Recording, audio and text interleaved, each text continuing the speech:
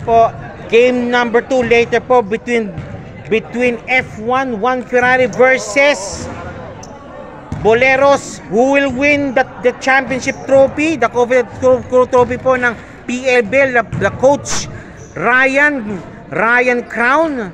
Yan po yung ating mapapalunan po, or sinasabi po ng Boleros, hep, meron pa tayong game number 3. Mamaya po yan po. Ito po ang PLBL Basketball League. And later on po, ang ating 8.9 division plus 2 imports for the championship series. Take na po, leading na po ang F1 basketball team po ng 1 game already. And they have a chance now to put away the game itself para sila maging kampiyon na po. Ito po muli ang PLBL Basketball League po, ang liga ng mga alamat dito po sa Qatar. This is powered by QFBR Pool of Referees po. Kawilan po kayo, sir. Kawilan po, sir. Kawilan po. Yan, ha. Pure preference po. And later po, game number 2 between F1 in white versus in black na naman ang Boleros. Nagpa-practice po. Ayan po si Andal. Nagpa-practice na po.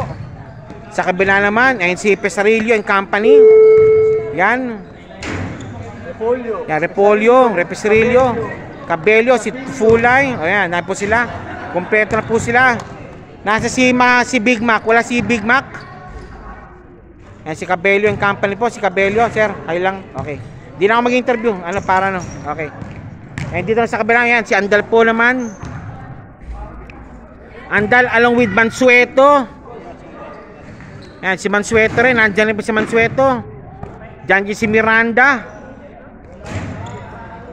Game number 2 coming up po between Boleros and F1 basketball team. Ito po mamaya po yan, game number 2. And also mayroon po tayo awarding po sa middle, sa halftime po. Halftime po yan, mamaya po, halftime po. And also post game po tayo interviews po sa mga nag-champion. Okay. Coming up next between F1 basketball team, Boleros basketball team po. See you po. Thank you po.